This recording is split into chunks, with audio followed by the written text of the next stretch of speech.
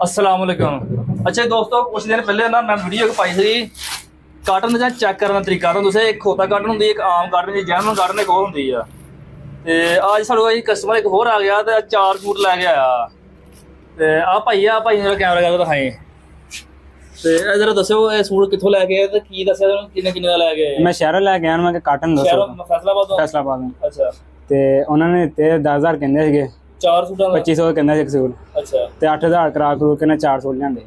ਅੱਛਾ 8,000 ਚਾਹਾਂ 2,000 ਦਾ ਸੂਟ ਦਾ ਤੁਸੀਂ ਕਾਟਨ ਲਿਆ ਕੇ ਲਈ ਜਾਣਾ ਵਾ ਹੈ ਤੇ, ਲੇਕਿਨ ਕਾਟਨ ਹੈ ਨਹੀਂ ਕਿ ਮੈਂ ਨਾ ਕਿ ਪਹਿਲੇ ਇੱਕ ਵੀਡੀਓ ਵੀ ਪਾਈ ਹੈ ਤੇ ਬਾਕੀ ਮੈਂ ਫੇਰ ਮਜ਼ੀਦ ਤੁਹਾਡੇ ਸਾਹਮਣੇ ਤੁਹਾਨੂੰ ਚੈੱਕ ਕਰਵਾਉਂਦਾ।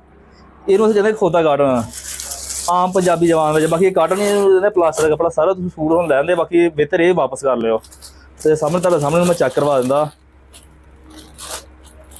ਜੇ ਇਸਤਰੀ ਕਹਿੰਦੇ ਇਸਤਰੀ ਮਾਰ ਕੇ ਵੀ ਚੈੱਕ ਕਰਵਾ ਦਿੰਦੇ ਆ, ਤੇ ਜੇ ਵੈਸੇ ਸੇਕ ਲਗਾ ਕਹਿੰਦੇ ਸੇਕ ਨਾਲ ਚੈੱਕ ਕਰਾ। ਦੇਖੀ ਇਹ ਹੁੰਦਾ ਪਲਾਸਟਰ ਦਾ ਇਕੱਠਾ ਕੱਪੜਾ।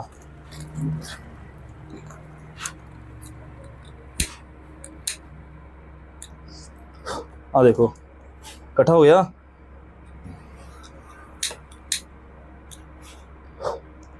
ਤੇ ਪਲਾਸਟਰ ਦਾ ਇਕੱਠਾ ਹੋ ਰਿਹਾ। ਆ ਜੈਨੂਇਨ ਕਾਟਨ ਦੇਖੀ, ਇਹਦੀ ਸਵਾਹ ਬਣਨੀ ਹੈ।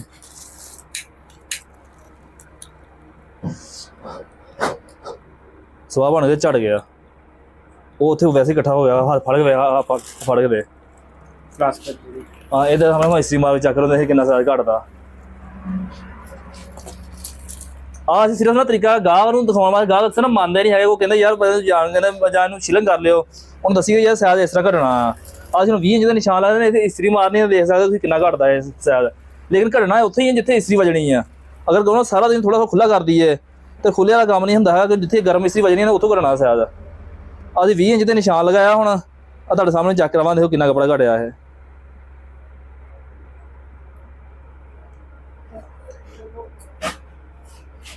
ਵੈਸੇ ਨਜ਼ਰ ਆਉਂਦੇ ਹੁਣ ਇੱਥੋਂ ਘਟ ਗਿਆ ਕੱਪੜਾ। ਉਧਰ ਅਸੀਂ ਲੂਜ਼ ਟਾਈਟ ਹੋ ਗਿਆ ਇਧਰੋਂ ਵੈਸੇ ਨਹੀਂ। ਉਹ ਨਿਸ਼ਾਨ ਦਾ ਉਹ ਨਹੀਂ, ਵੈਸੇ ਇਸਤਰੀ ਦਾ ਆ ਜਾਂਦਾ ਹੁੰਦਾ ਇਹਨਾਂ। ਆਹ ਚੈੱਕ ਕਰੋ 20 ਇੰਚ ਦਾ ਆਪਾਂ ਨਿਸ਼ਾਨ ਲਗਾਇਆ ਸੀਗਾ। ਆ ਕੈਮਰਾ ਲਾਗੂ ਜਰਾ ਕਰਕੇ ਮਾਰ, ਆ ਰਹਿ ਗਿਆ 19.5 ਇੰਚ ਰਹਿ ਗਿਆ। ਅੱਧਾ ਇੰਚ ਕੱਪੜਾ ਘਟ ਗਿਆ ਜਿੱਥੇ ਇਸਤਰੀ ਵੱਜਣੀ ਆ। ਇਹਨੂੰ ਪਾਣੀ ਨਾਲ ਇਹਨੂੰ ਕੁਛ ਨਹੀਂ ਹੋਣਾ, ਇਹਨੇ ਇਸਤਰੀ ਨਾਲ ਘਟਣਾ। ਇਹ ਬਿਹਤਰ ਹੈ ਇਹਨੂੰ ਸੂਣਾ ਵਾਪਸ ਕਰ ਲਓ। ਅਗਰ ਤੁਸੀਂ ਕਹਿੰਦੇ ਭਾਈ ਮੈਂ ਕਰ ਦਿਆਂਗਾ, ਜ਼ਿੰਮੇਵਾਰੀ ਤੁਹਾਡੀ, ਮੇਰੀ ਜ਼ਿੰਮੇਵਾਰੀ ਕੋਈ ਨਹੀਂ ਹੈਗੀ। ਅਗਰ ਵੀਡੀਓ ਤੁਹਾਨੂੰ ਚੰਗੀ ਲੱਗੇ ਵੀਡੀਓ ਲਾਈਕ ਸ਼ੇਅਰ ਕਮੈਂਟ 'ਚ ਆਪਣੇ ਰਾਏ ਦਾ ਇਜ਼ਹਾਰ ਜ਼ਰੂਰ ਕਰਨਾ। ਜਜ਼ਾਕ ਅੱਲਾਹ।